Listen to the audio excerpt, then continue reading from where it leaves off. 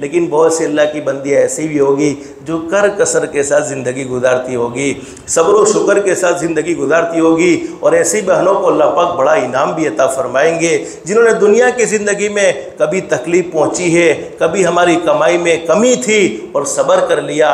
हमारे नबी ने फरमाया सब्र करने की बरकत से इनाम ये मिलेगा, अल्लाह पाक उसके लिए जन्नत के दाखिले को आसान फरमा देगा, हिसाब किताब का मामला अल्लाह पाक उसके लिए आसान फरमा देगा। मतलब ये है कि अल्लाह पाक बगैर हिसाब व किताब के जन्नत का दाखिला उसे नसीब फरमा देगा। तो सब्र बड़ा ज़बरदस्त होना चाहिए। इस पर मैं आपको एक बात बतलाऊँ माँ बहने, अगर तुम्हें सब्र आ जाए और तुम सब्र की सिफत को सीख लो तो अल्लाह तुम्हें कहाँ से कहाँ तक पहुँचा देते हैं। एक सहाबी मजदूर है।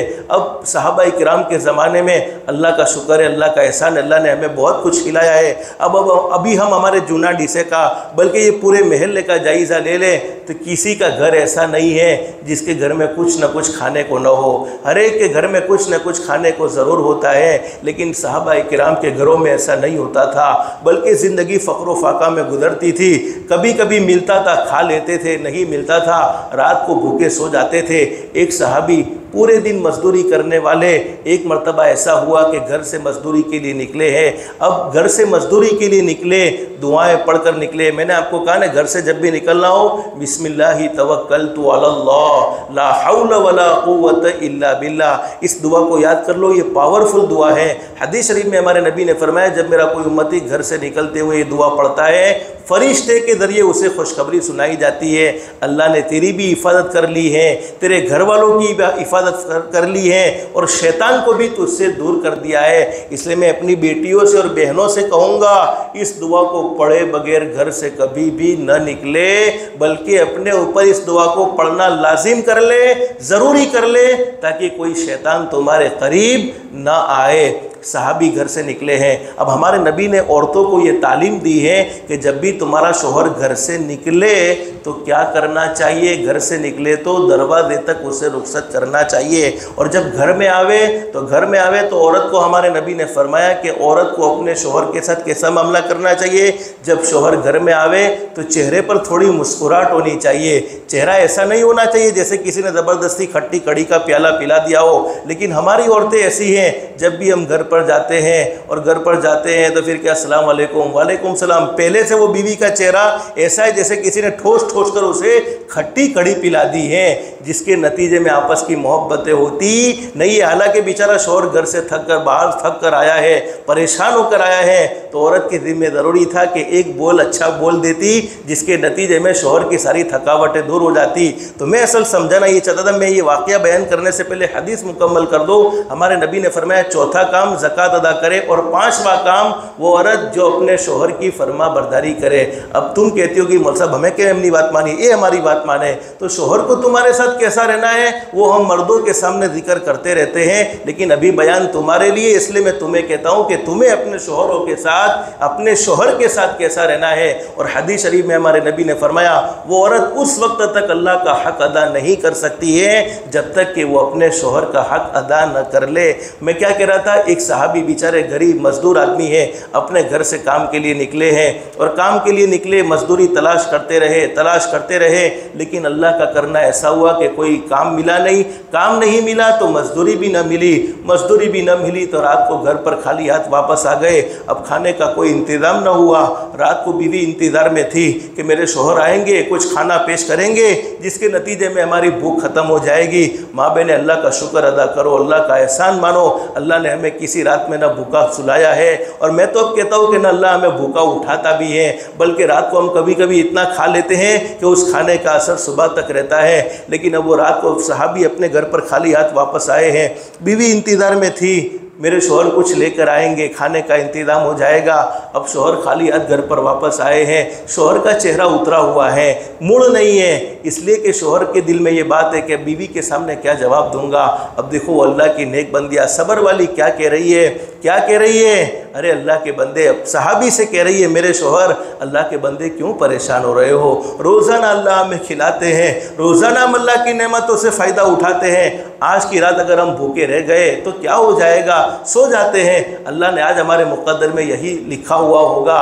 और आज के ज़माने की औरत होती तारा घर में 10 वर्ष थी पड़ी सो पड़े, एक दिवस मैंने सुखनी रोटी जोवा नहीं मड़ी। माँ बहने ये नाशुक्री के अल्फाज औरतों को जहन्नम में हमारे नबी ने कसरत से देखा है, ज़्यादा देखा है। हालांकि तुम तो करने पर तो बहुत कुछ हासिल कर सकती हो, तुम्हें कोई जहन्नम में पहुंचाना नहीं चाहता है, लेकिन 2 फॉल्ट तुम्हारे बयान किए हैं कि ये 2 फॉल्ट की वजह से जहन्नम में औरतें ज़्यादा देखने को मिली है। नंबर 1, एक तो उनकी ज़ुबान पर नाशुक्री बहुत ज़्यादा होती है। बेचारा शौहर बहुत कुछ करके थक भी जाए ने, फिर भी तारा घर में मैंने एक दिवस पर सुखनी रोटी जोवा मड़ी न थी। और दूसरा, लान तान बहुत ज़्यादा करती है, बद्दुआएं देना, अपनी औलाद को भी बद्दुआएं देने में औरतें रुकती नहीं है, फिर औलाद को बद्दुआ देती है और कभी कबूलियत की घड़ी होती है, फिर अल्लाह पाक कबूल कर लेते हैं, फिर पूरी ज़िंदगी रोती रह जाती है। अब सहाबी खाली हाथ घर पर वापस आए, मैं कहता हूँ सहाबी के दिल को कितना सुकून पहुँचा होगा कि अल्लाह ने मुझे कैसी बीवी अता फरमाई है। और आदमी को अपने शेख के, अपने मुर्शिद के एक अच्छे जुमले पर इतनी खुशी नहीं होती जितनी एक वफ़ादार बीवी के अच्छे जुमले पर खुशी होती है। अब दूसरे दिन भी सहाबी घर से निकले हैं, घर से निकले काम की तलाश के लिए, और आज तो पूरी मेहनत का इरादा किया है कि जहाँ तक हो सके मेहनत व मजदूरी करके जितना ज़्यादा हो सके मैं अपनी बीवी के लिए लाऊंगा और रात को बीवी को खिलाऊंगा। अल्लाह का करना ऐसा हुआ, दूसरा दिन भी पूरे दिन मेहनत कर करके मजदूरी तलाश करने के लिए पूरी दिन मेहनत करते रहे, लेकिन कोई काम मिला नहीं, कोई मजदूरी मिली नहीं। अब मजदूरी नहीं मिली तो खाने का इंतज़ाम भी ना हुआ, खाने का इंतज़ाम ना हुआ, दूसरे दिन खाली हाथ घर पर वापस आ गए। दिल में एक अफसोस भी है, मैं तो मर्द हूँ, मैं तो ताकतवर हूँ, बर्दाश्त कर लूँगा। घर में रहने वाली कमज़ोर औरत कैसे बर्दाश्त करेगी, घर में रहने वाली कमज़ोर औरत को भूख कैसे बर्दाश्त होगी। बस दिल पर एक अफसोस है, अफसोस के साथ अपने घर पर वापस पहुँचे हैं। वापस पहुँचे, बीवी समझ गई क्या चेहरा उदास है, चेहरा उदास है, इससे समझ गई कि आज भी खाने का कोई इंतज़ाम नहीं हुआ। बीवी ने कहा कि अल्लाह के बंदे कोई फ़िक्र करने की ज़रूरत नहीं है, रोज़ाना अल्लाह की हम हज़ारों नेमतें खाते हैं, आज अल्लाह ने हमें भूखा रखा तो इसमें अल्लाह से हमें नाराज़ होने की कोई ज़रूरत नहीं है, हर हाल में अल्लाह का शुक्र अदा करना चाहिए। उन लोगों की ज़िंदगी में शुक्र आला क्वालिटी की था, इस वजह से इनकी ज़िंदगी में कभी शिकवे शिकायत नहीं थे। आज हमारी ज़िंदगी नाशुक्रियों में गुजर रही है, जिसके नतीजे में परेशानियां भी हैं। शुक्र करने पर अल्लाह पाक नेमतों को बढ़ाते हैं, नाशुक्री करने पर अल्लाह पाक नेमतों को छीन लेते हैं। अब तीसरा दिन, 2 दिन भूखे रहकर रात गुजारी है। सहाबी के दिल पर एक अफसोस भी है कि मैं अपनी बीवी को खिला न सका, पूरे दिन मेहनत और मजदूरी करते रहे। तीसरे दिन सहाबी घर से काम के लिए वापस निकल रहे हैं, बीवी ने सुन्नत के मुताबिक रुखसत किया है। सहाबी थोड़े बहुत घर से आगे निकले थे, बीवी ने घर पर वापस बुलाया। देखो मैं बतलाना चाहता हूँ माँ बहने, अगर तुम नेक होती हो तो अल्लाह पाक औलाद को कितने नेक बनाता है। इसीलिए मैं अक्सर कहा करता हूँ, मर्दों की ज़िंदगी में दीन रहता है तो मर्दों की ज़िंदगी का दीन घर की चौखट तक होता है, औरतों की ज़िंदगी में दीन होता है वो नस्लों में मुंतकिल होता है। अब बीवी ने घर पर वापस बुलाया, कहा कि मैं तुम्हारी तक़वे की गवाह हूँ। इसलिए मैं मर्दों से कहा करता हूँ कि तुम बाहर कितने भी बड़े हीरो हो, लेकिन घर में बीवी के सामने ज़ीरो हो तो समझ लेना चाहिए बाहर भी ज़ीरो हो। और हमारे नबी ने मर्दों से ये कहा है, तुम में सबसे अच्छा आदमी वो है जो अपनी बीवी के साथ अच्छा सलूक करे। अब तीसरे दिन बीवी ने घर पर वापस बुलाया और कहा कि देखो मैं तुम्हारी तक़वे की गवाह हूँ, तुम दीन पर रोज़ा रखते हो, रात को नमाज़ों में मशगूल रहते हो, तुमने अल्लाह को नाराज़ करने वाला काम मेरी नज़रों के सामने तो कोई नहीं किया है। मैं तुम्हारी पूरी ज़िंदगी की, तुम्हारी लाइफ की गवाह हूँ। और माँ बहने, हमारे नबी हज़रत मुहम्मदुर रसूलुल्लाह सल्लल्लाहु अलैहि वसल्लम से मोहब्बत उन औरतों को कैसी थी, कहा कि देखो तुमने अपनी ज़िंदगी में कोई गलत काम नहीं किया है। आज घर से काम के लिए निकल रहे हो, मेहनत करोगे, मजदूरी करोगे, अगर मजदूरी मिले, कुछ मिले तो लेकर आ जाना, मजदूरी न मिले अल्लाह के वास्ते हराम के लुक़्मे लेकर घर पर मत आना। हराम की कमाई लेकर घर पर मत आना। अंदाज़ा लगाओ उन औरतों को अल्लाह पर कितना ज़बरदस्त भरोसा था, इसी वजह से उनकी ज़िंदगी में खुशियाँ थी। माँ बहनें, मैं तुम्हें अच्छे कपड़े पहनने से, अच्छी ज़िंदगी गुजारने से नहीं रोकता हूँ। अल्लाह ने हलाल कमाई से मालामाल फरमाया है। ज़रूर दुनिया की ज़िंदगी में राहत का एहतमाम करना चाहिए।